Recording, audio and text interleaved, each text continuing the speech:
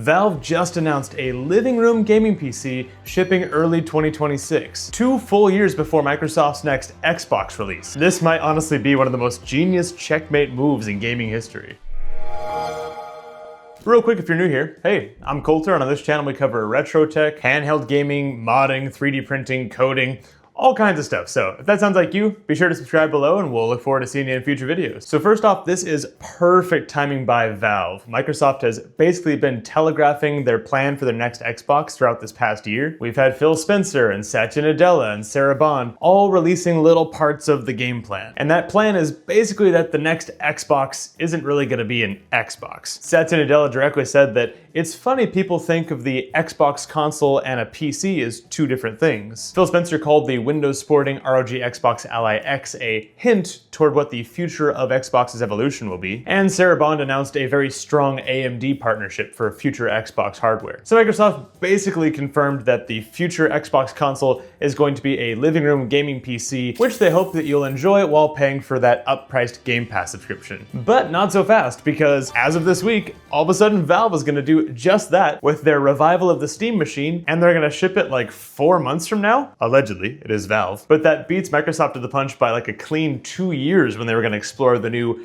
Xbox hybrid PC console thing. And the timing is even crazier than that, because this announcement comes 10 years to the month from the original announcement, I believe, of the original Steam machines back in 2015. And many of you probably forgot about those, but they were a very experimental offering by Valve, which were essentially little gaming PC set-top boxes sporting Linux that were actually built by a number of different manufacturers. But unfortunately, everyone kind of realized that Linux gaming support was really minimal at the time, and developers did not really jump on the bandwagon to port their games to Linux. But Valve learned a lot of lessons from that project. They spent a lot of time cooking on the hardware and the software and working on Proton so that Windows games can run on Linux with or without the developers' help. And all that learning led to what we now know and love as the Steam Deck. And so now, 10 years later, Valve knows that the game support is there because they've put a heck ton of work into Proton, combined with their sales numbers of the Steam Deck, and they've got a pretty good idea there's a demand for a cute little living room PC rocking SteamOS and a sick revamped Steam controller to boot, featuring the touchpads in a much more convenient spot than before. So suddenly Valve is a full-on console contender, reminiscing back to the days of Nintendo where you had the Wii and the DS portable.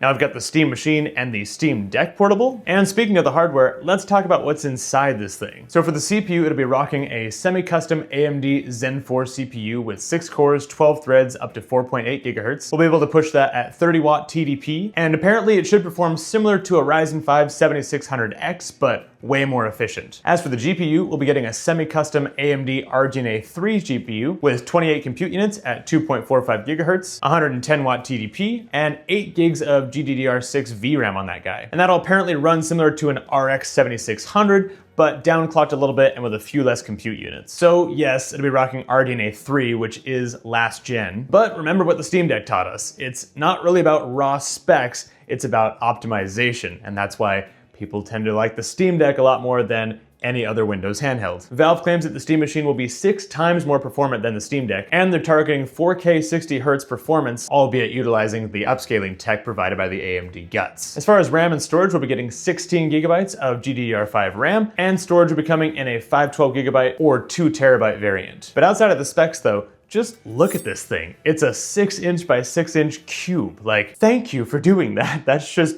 exactly what I wanted in a home theater gaming PC thing. But they didn't stop there. They made the front removable so you can swap in different designs and things. They made the power supply internal so I don't need to hide a brick somewhere in my cable management. They put an LED strip with 17 individually addressable RGB LEDs in there, which you can apparently even customize just to show download progress, which is just delightful for my nerd brain. And of course, we've got some pretty solid I/O all around it, and a built-in dongle to connect the built-in Steam controller. Customization of this thing is honestly gonna be super sick, and Dbrand wasted no time in emailing out a render of the companion cube shell they plan to release for this thing, which honestly, I'm stoked for. And this thing being a cube honestly begs for this kind of beautiful customization. Like, if no one else does it, I completely plan to 3D model a GameCube shell for this thing and make it available and show how it fits on there kind of thing. So if that's your kind of jam, let me know in the comments if we should totally do that. And also maybe ping Valve to send you one, because We'll get to it in a minute, but we'll see if I can afford this thing. And on the topic of customizations I might do to this thing, you can let me know in the comments what you think, but I think we should turn this thing into an actual game sphere. It's spherical! Spherical! It'll take a bit of doing, but I think it's worthwhile to show proper homage to this lovely little bit of Valve engineering, at least on paper. So yeah, definitely comment and subscribe if you think I should do that. And also let me know what other projects and customizations you think we should do, because I'm gonna get the creative juices rolling now so we can hit the ground running on this thing. So back to Xbox, their strategy has rapidly changed in the past year. They've made it pretty clear that they are about profit and software. They raised the price of Game Pass. They've announced that the next Halo is gonna be available on the PS5, which is just mind-blowing. We've seen weird indicators that they're not even all that confident in their hardware sales, with people like Target and Costco pulling Xboxes from inventory, making their whole new "this is an Xbox" campaign, where anything that can stream Game Pass is an Xbox, make a lot of sense, because that's what Microsoft is all about. From the very beginning, they were micro software. They made software for the Mac and the PC before the PC was even kind of a thing. They make operating systems. They make Microsoft Office software. And it's become pretty apparent that the big bosses at Microsoft have been telling the Xbox team, hey, be software, hardware optional. But by that logic, if anything that can run Microsoft games on it is an Xbox, then yeah, the Steam machine is an Xbox. If I wanted, for some reason, I'm sure I can stream Game Pass to it, especially because you can frickin' install Windows on it if you want to, like it's a PC. But I venture to say that the cute little gaming cube, not GameCube, gaming cube, that I'm gonna have in my living room in a few months, that plays my largest library of games in a very convenient setup, I'm gonna venture to say that's even more Xbox than my Xbox Series S I have conveniently sitting here unplugged because it's an annoyingly locked down ecosystem with hardware. That being said, at least before the crazy past year we've had, the Xbox hardware was subsidized hardware. And there used to be the argument of you buy a console to get more performance per dollar because it's subsidized so they can lock you down to that ecosystem to monetize you off of games later. But now with the way that Xbox prices and even PS5 prices have been going, that's less and less of an argument. And PC hardware is becoming much more competitive of an option, especially given all the advantages of customizability, upgradability, and the largest available library, which is good news for the Steam machine because evidently it's going to be priced competitive to building a similar PC yourself. And I believe it was The Verge that estimated that's probably between $800 and $1,000 US, which is about what I'd expect for that level of power at that form factor. You know, you're thinking ITX build prices, not used parts in an MATX build prices. So for me in Canada, sounds like I'm going to be paying maybe 1,200 Canadian for this, but given that this recent Xbox offering cost me 1,450 Canadian, I feel like for $200-ish less, I'll be getting something a little more substantial, since you know this thing will be a full-on PC. Yes, the Series X and PS5 will definitely be cheaper than this thing, but